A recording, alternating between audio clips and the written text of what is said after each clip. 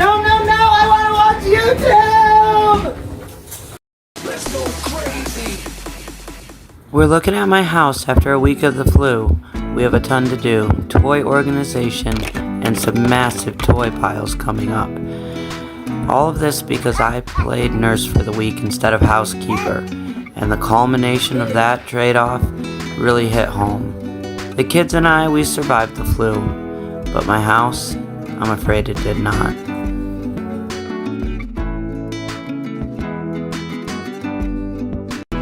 It's unfortunate, but for us, when everyone gets sick, the first thing to go are the systems. The systems I should have in place that seems like it'd make it easier when we're all dying, but unfortunately, I just let everything go and we live where we're at. Now, it's taken me a long time to get comfortable with this kind of a thing, many steps down the path of motherhood, before I realized that it's okay for things to fall apart because I've got a crying toddler on my hip and about 15 kids who want their medicine. Come on, moms, you know the drill. Alternate their Motrin and Tylenol. Don't forget 4 to 6 hours. Keep it around the schedule. Now do that times 5. I'm running a miniature pharmacy here and I can't keep track of what's going on. So yes, the housekeeping comes second for sure. I mean, every mom knows that 2 a.m. cough in the middle of winter, the one that tells you you're about to enjoy a week of hell. So when the sickness hits hard, my whole toy system collapses and I just let people play when they feel like it and we make do. It took a long time for me to become okay with this and realize that parenting over perfection is actually what I want to do with myself.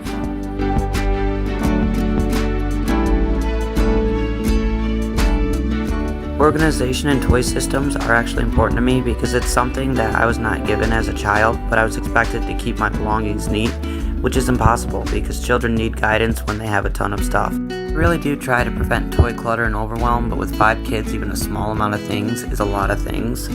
And honestly, it's a fine line to walk, trying to teach them to do chores and care for themselves consistently, but also not leave too heavy a burden on the children. Now, I think that parentification can be crossed if you're not carefully watching how you're interacting with your children, but I also don't want them to grow up to be helpless in their own homes, or worse yet, expect somebody else's child to grow up and take care of them. I'm trying to raise partners.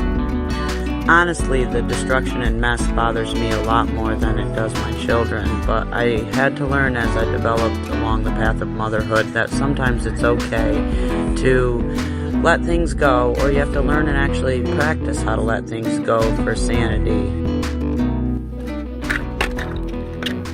The big toy cleanup, or one of a million anyway. So we generally do it pretty simple, try to keep things a bit separated, some doll stuff and our magnet blocks get separated from our building blocks. Now I usually do a living room clean, especially when we sweep under the couches, where the kids and I all just sweep everything into a pile and they help me sort toys back to where they go. They're still under the weather, so it's just me today, and hopefully giving you guys some motivation to get through your projects too. Okay, mom huddle. Now, how are you guys actually handling the clean as you go rule? Now, I think we have a good sorting system, but something I really struggle with is how to get kids to play with a bin or a toy and then get it put away on their own before switching to a new thing. I really struggle implementing this simple thing that every mom is supposed to teach their kids, because my kids want to use the library books to build a library that's half the store, so they pull the kitchenette stuff out, but also they're going to dress up at the same time because one of the superheroes happen to be coming into the store. So if any mothers struggle with this out there, let me know. How do you let them get in the flow of play, which I've read somewhere that takes an hour or 2 usually to really let their minds open up, have that open-ended imaginative play, but also teach them how to put things away so you don't have a pile like I do.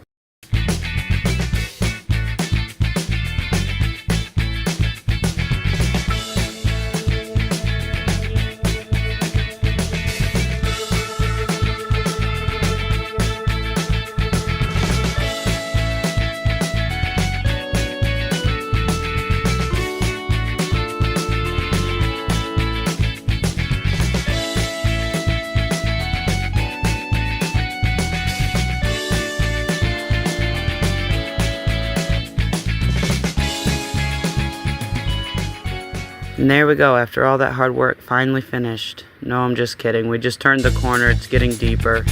And I'd love to say that it was really just the flu. If I'm being honest with you guys, the floor started disappearing before the fevers even hit. See, since post-Christmas, I've been dealing with a lot, and I've been feeling not necessarily depression, but quite a bit of overwhelm, and I'm quite burnt out. It seems like there's just not enough energy and time to go around. That post-Christmas burnout hit hard, and I realized my energy is a finite resource. I had to choose where to spend it, so I chose the kids. I chose that parenting over perfection, which the mom in me years ago would not have allowed. So I stopped chasing them around with a vacuum, and I traded that pre-bedtime tidy up for what really matters. Their special songs and their one-on-one time they need for their tuck-ins. But skipping one night turned into more, and things started to grow. The heaviness gathered and the flu hit. Then the living room became a casualty of survival mode. But the season is shifting, and I am jumping back in with both feet. So I'm going to get this taken care of now, and I'm glad you're here to join me.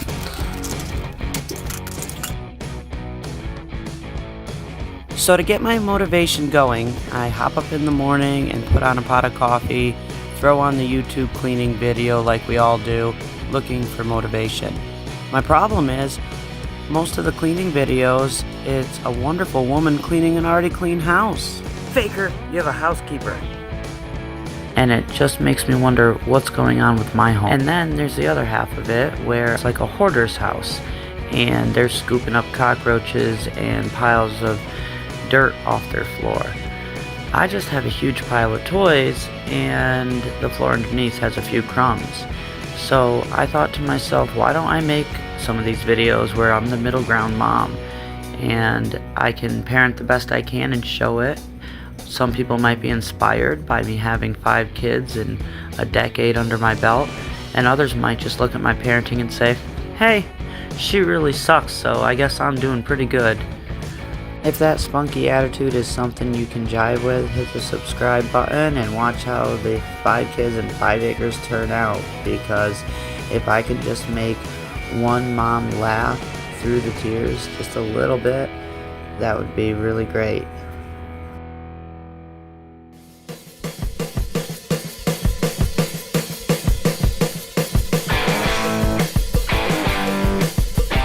Take that, kiddos!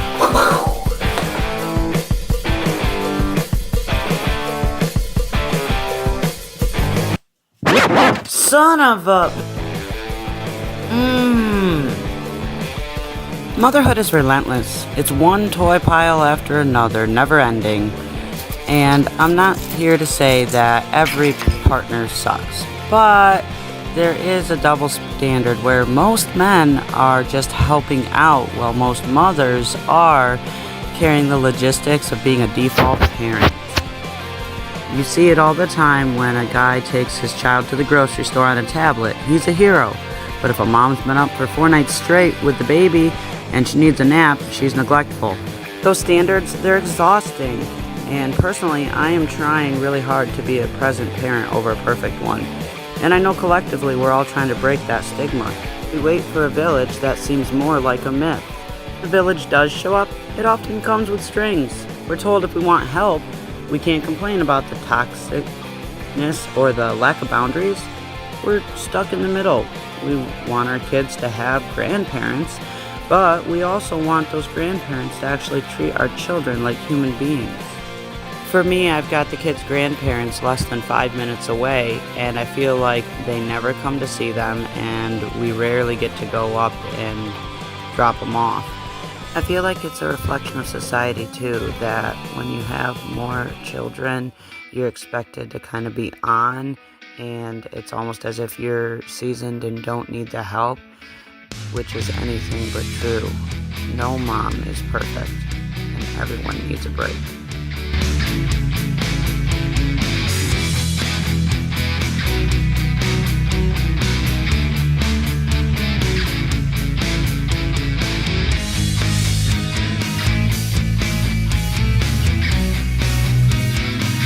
You're supposed to be a seasoned, perfect mother, and you did it to yourself, and this is the life you live. And yes, all that's true, and I absolutely love my job. I couldn't think of a higher calling, and I truly try to enjoy my days with my kids, knowing that they're gonna go by so quickly. But the truth is, I still need a break sometime. I still need support, and I still need some rest. Is that something any of you can relate to? Anybody that has 1 to 20 kids, I feel like it's a common thread that moms are supposed to do it all. And yes, I'm about 6 foot tall, and I look ridiculous with my teeny tiny toy vacuum, but it's got a great story behind it.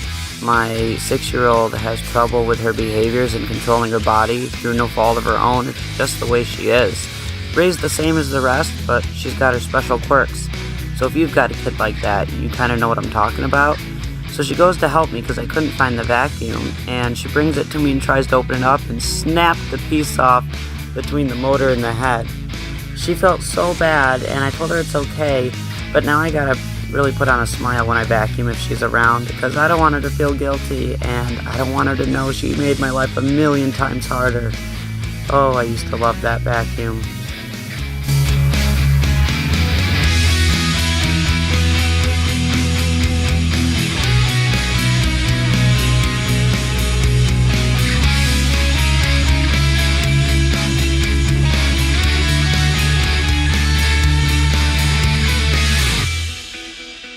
And if you stuck with me this far, you can finally see the floor and the sweat that I'm wiping from my face. As mothers, we gotta stick together. And the most important thing I can tell you to do here is to really get the motivation going. Look at that victory. Don't leave quite yet though, because it's about to get real. Real motherhood.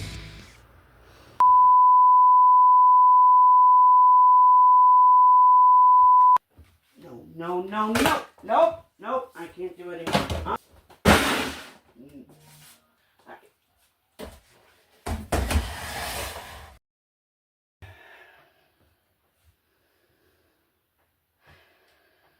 It looks good. I'm done. What? I'm not done? No one else is gonna clean that? Fine, I'll see you for part 2. I'm still gonna enjoy this.